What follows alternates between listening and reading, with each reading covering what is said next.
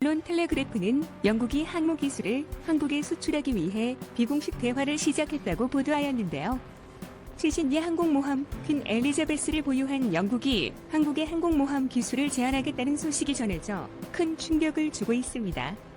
올해 하반기 미일 연합훈련을 위해 서태평양에 출격 예정인 퀸 엘리자베스호의 입항 가능성도 커지고 있습니다. 방위사업청은 영국 언론의 경항모 관련 보도에 대하여 정부 간의 비공식 대화를 시작했다는 건 사실이 아니다라고 밝혔습니다. 하지만 정부 차원이 아닌 영국 업체 간 소통 가능성에 대해선 부인하지 않았는데요. 텔레그래프는 퀸 엘리자베스 제작을 위해 컨소시엄을 구성했던 벨시스템스와 밥코 팰레스가 당시 개발한 항공모함의 체계와 디자인을 우리 정부에 제안할 것으로 전망했습니다. 유튜브 채널 가장 많이 본 뉴스, 좋아요와 구독은 영상 제작에 매우 큰 힘이 됩니다. 대형 항모 전단을 운용하는 미국이 아닌 영국의 관심이 큰 건 우리가 도입하려는 경항모의 핵심 기술과 관련해 영국 기술이 최적이라는 판단 때문인데요. 93,000톤급의 니미츠5 등 주로 대형 핵추진 항모를 보유한 미국과 달리 영국은 주로 중형급 4만에서 7만 톤 이하 디젤 기반의 항모를 운용하고 있습니다. 영국이 31억 파운드, 4조 8천억 원을 들여 2017년 야심차게 개발에 취역시킨 퀸 엘리자베스도 6만 5천 톤의 중형급 디젤 항모인데요. 우리 군은 경항모에 수직 2006기를 탑재할 계획인데 수직 2006기를 운용할 수 있는 항모를 제일 먼저 만든 국가도 영국입니다. 경항모 도입 구상 초기부터 관심을 보여왔습니다. 올 2월 해군이 주관한 경항모 도입 세미나에 영국 무관인 마이클 머독 중장이 참석해 서툰 한국어를 섞어가며 항모 도입의 필요성을 강조한 것도 이 때문인데요. 영국이 제공 가능한 기술은 수직 2006기의 고열을 견디는 가판 기술과 항모에 장착할 전투진이 체계 등이 될 전망입니다. 군 당국은 지난달 경항모 사업 추진 기본 전략을 심의 의결하면서 경항모 설계와 건조는 국내 기술로 추진하기로 했습니다. 퀸 엘리자베스호는 올해 하반기 미국, 일본과 연합훈련 등을 위해 서태평양 해상으로 이동하고 9월께 한국을 방한할 가능성이 큰 것으로 알려졌는데요. 한국 해군은 영국 항모 방한 시 경항모 건조 계획과 관련한 의견을 교환하고 항모견 항공사도 추진 중인 것으로 전해졌습니다. 또한 한국 정부 관계자는 한 영해군 간의 협의는 아직 시작되지 않았다면서 다만 한국 해군 측에서 미국 해군의 항로 운용과 관련한 인력 교육 등이 가능한지 등을 타진하고 있다고 전했는데요. 앞서 사욱 국방부 장관과 벤 월러스 영국 국방장관은 지난 1월 통화에서 가까운 시일 내 다자회의를 계기로 양국 국방당국 간 회담과 상반기 영국 국방실무대표단 방안, 각 군 간 교류 협력을 계속 추진하기로 의견을 모은 바 있습니다. 한편 호주 국립대학의 존 블랙스랜드 교수는 한국해양전략연구소에 기고한 호주 해군의 항공모함 운용 경험, 대한민국에 주는 시사점이라는 글에서 경항공모함의 엄청난 전략적 가치를 고려할 때 이를 확보하려는 대한민국의 노력은 매우 중요하며 의미 있다며 항모는 영내 안보와 안정을 위한 활동에 참여하고 동남아시아 해역 등 도움이 필요한 곳에 지원을 제공하는 중견 국가로서 대한민국의 위상을 높일 수 있을 것이라고 말했습니다. 블랙스랜드 교수는 호주의 캔버라급 항공모함들은 인도태평양 노력을 수행하기 위해 구성된 기동 전단에서 핵심적인 역할을 하고 있다며 대한민국 해군이 확보하게 될 항공모함 또한 호주와 함께 신남방 정책 전략의 일환으로 이러한 활동을 수행할 수 있을 것이라고 발언했는데요. 그는 예산 낭비라거나 규모가 과도하다거나 위험에 취약하다는 등 호주군의 신규 함정에 대한 비판은 캔버라 함이 2016년 피지 지원 작전에서 신속하게 전개해 재난 지원을 수행한 후 짜져들었다며 해군항공 전략이 전투 수행뿐만 아니라 신속한 인도적 지원 및 재난 대응에도 유용하게 사용될 수 있으며 이를 통해 주변국과 우호 관계를 맺고 이를 증진할 수 있다는 사실은 시간이 지날수록 분명해지고 있다고 설명했습니다. 블랙스랜드 교수는 항공모함이 적 공격에 취약하다는 지적에는 실제로 적대적 행위에 참가할 때 어떤 경우에든 단독으로 전개하지는 않는다며 합동전력의 한 요소로서 작전을 수행하는 한편 기타 지휘 공전력 및 잠재적 연합 전력의 잠수함, 공대지 방어, 공세적 무기체계의 지원을 받게 된다고 반박했습니다.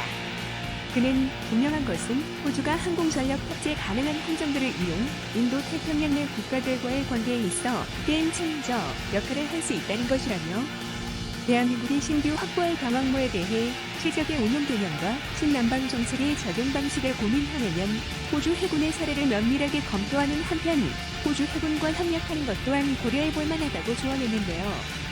경항모 도입에 대해 논란이 많은 것은 사실이지만 분명한 것은 경항모 도입으로 인해 한국의 위상이 더욱 높아질 수 있다는 것입니다.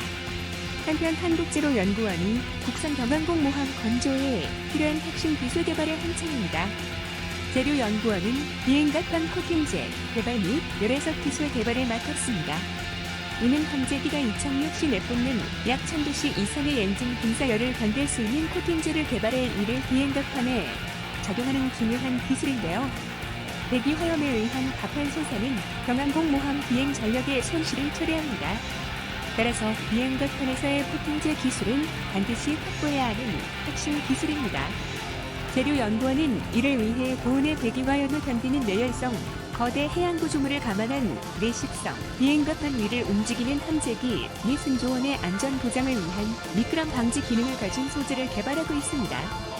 재료연구원 이종환 원장은 세계 선진국 순위가 곧 소재 강국 순위라는 말이 과언이 아닐 정도로 소재 기술은 국가의 근간이 되고 국가 안보의 역량으로 이어진다며 이번 비행갑판 핵심 소재 기술 개발이야말로 우리나라를 진정한 소재 강국 그리고 안전 한국으로 이끄는데 크게 기여하게 될 것이라고 말했습니다.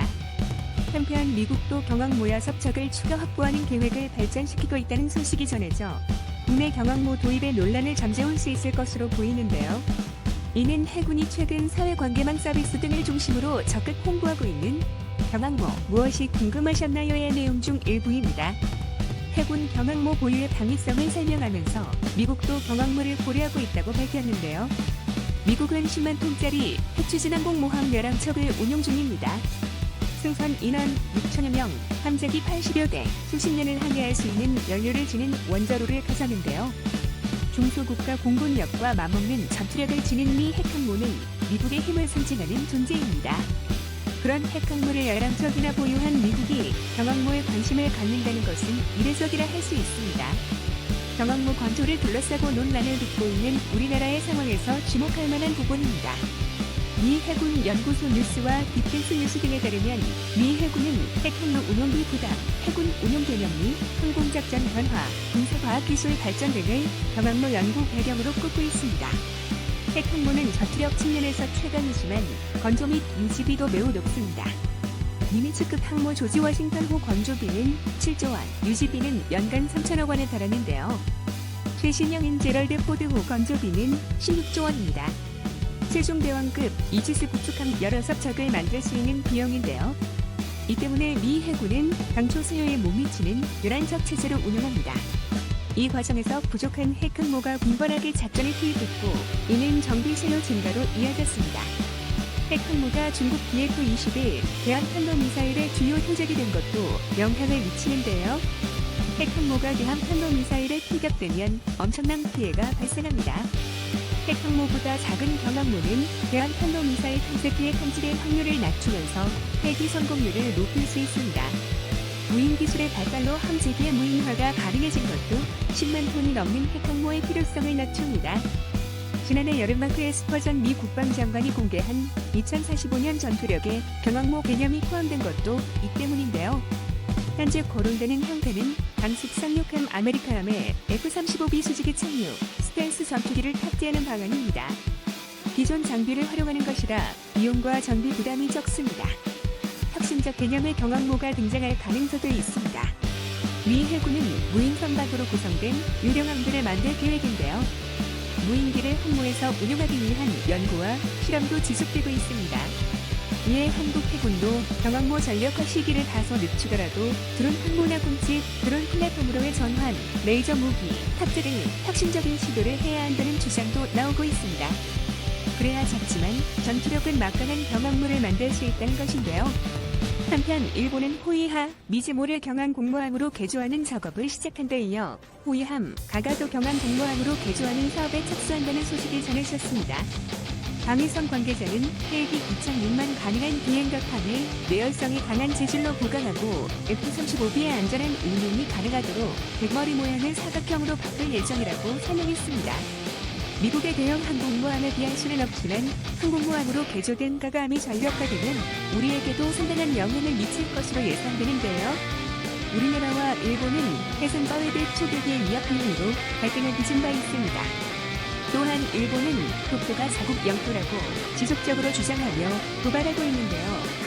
특히 경함 공모함은 공군의 옹호를 받을 수 있는 특정 해역이나 해상에서는 강력한 전투력을 발휘하기 때문에 우리도 이에 대응할 수 있는 항공모함이 꼭 필요한 상황입니다.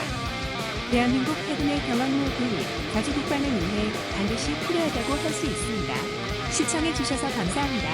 이 동영상은 유튜브 채널 가장 많이 본 뉴스에서 제작하여 드십니다. 구독과 좋아요, 알람 설정은 좋은 영상을 만드는데 많은 힘이 든 돈 플래그래프는